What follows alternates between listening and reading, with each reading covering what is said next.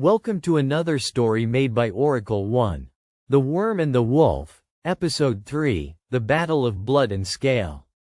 The fire never came. Kalen stood at the heart of the ruins, the silver worm looming above him, its vast wings stretched wide, flame churning in its throat. Heat pressed down on him like a physical weight, scorching his skin, drying his breath. The wolf inside him howled, claws scraping against his bones, begging to be unleashed. Yet the Wyrm hesitated. Its great head tilted, silver eyes narrowing not with rage, but with curiosity. "You do not flee," the dragon rumbled. "You do not strike. That is new." Kalen forced his shaking legs to hold. Every instinct screamed at him to transform, to let the wolf tear free and meet scale with fang as it always had. But the memories flooding his mind, centuries of slaughter, endless rebirth, cities turned to ash and fields soaked in blood, held him rooted in place. "I remember now," Kalen said, voice hoarse but steady. "Not just this life. All of them." The dragon's lips curled slightly. "Then you know why this must end in fire." "No," Kalen replied. "I know why it hasn't ended." The ground trembled as the Wyrm lowered its head closer, breath washing over Kalen in waves of heat.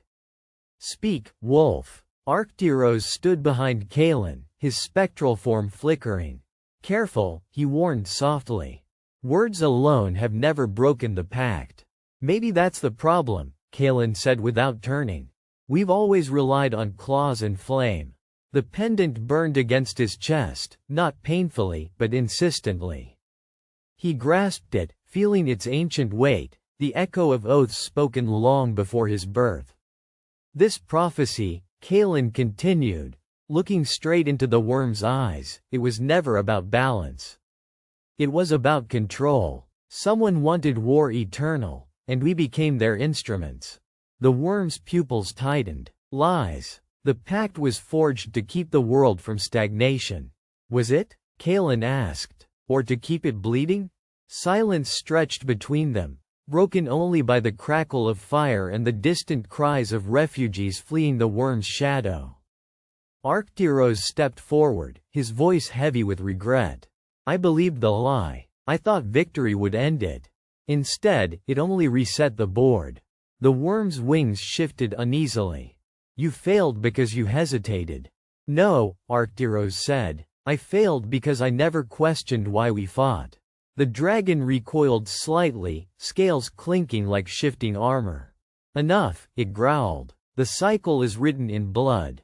It cannot be undone." Kalen closed his eyes. When he opened them again, they glowed faintly silver, not with rage, but resolve. "Then rewrite it," he said.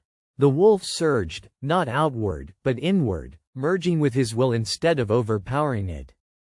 Kalen felt his body change, bones strengthening, senses sharpening, but he remained standing, half man, half beast, neither form fully dominant. The Wyrm snarled. "You twist the pact. I redefine it," Kalen answered. He stepped forward. The dragon struck. Fire erupted, a torrent of white-hot flame that should have vaporized him instantly. Kalen raised his arms instinctively, and the fire split around him, spiraling into twin streams that scorched the ruins but left him untouched. The pendant flared blindingly bright. Runes ignited across the ancient stones, awakening for the first time in centuries. The ground beneath Kalen cracked open, revealing carvings far older than the ruins themselves. Symbols not of war, but of binding and release.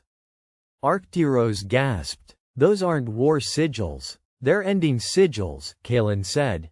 The Wyrm roared in fury and lunged, claws gouging the earth as it closed the distance. Kalen finally let the wolf free.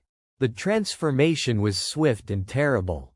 Fur burst from his skin, armor shattering as his body expanded, muscles coiling with primal strength. The wolf stood tall, silver eyes blazing, breath steaming in the heat. Wolf and Wyrm collided. The impact shook the mountains.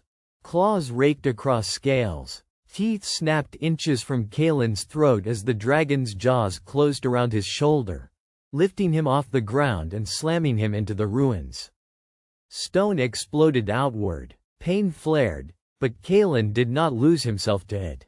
He held. The wolf's instincts screamed for dominance, for the kill, but Kalen anchored them with memory, with faces of villagers, with burning homes, with lifetimes of regret.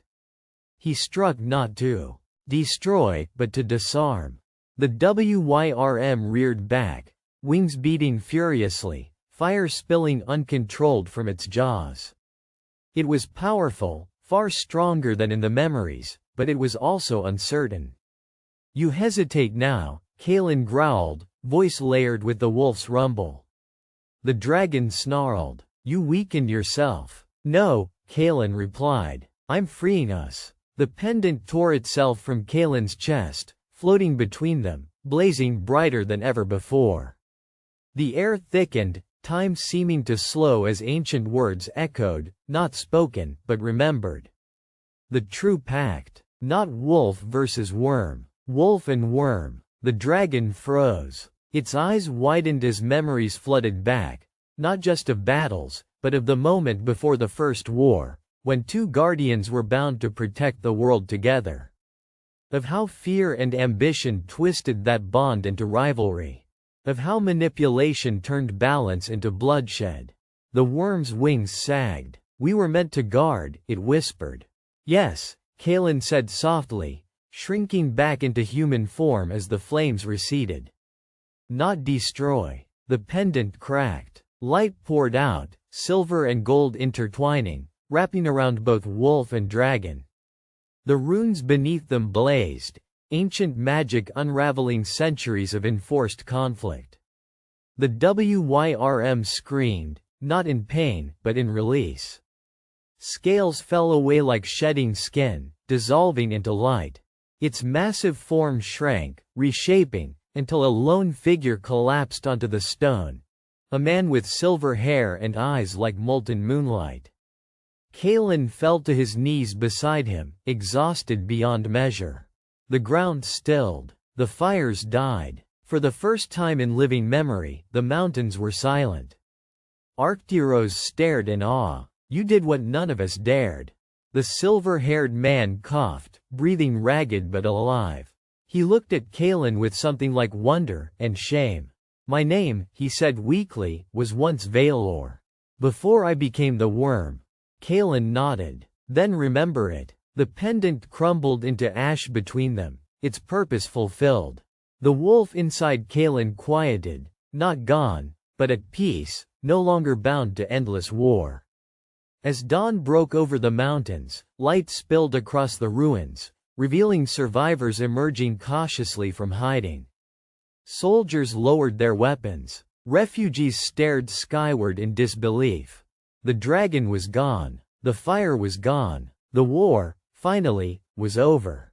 Kalen rose slowly, bruised, scarred, but standing. He was no longer a weapon of prophecy. He was a man who had chosen an ending. Far above, clouds drifted peacefully across the sky, untouched by flame. And for the first time in centuries, the world turned forward, unbound by blood and scale. The cycle was broken. The wolf remained. The worm slept no more. And the age of endless war passed quietly into legend. For more stories, like and subscribe.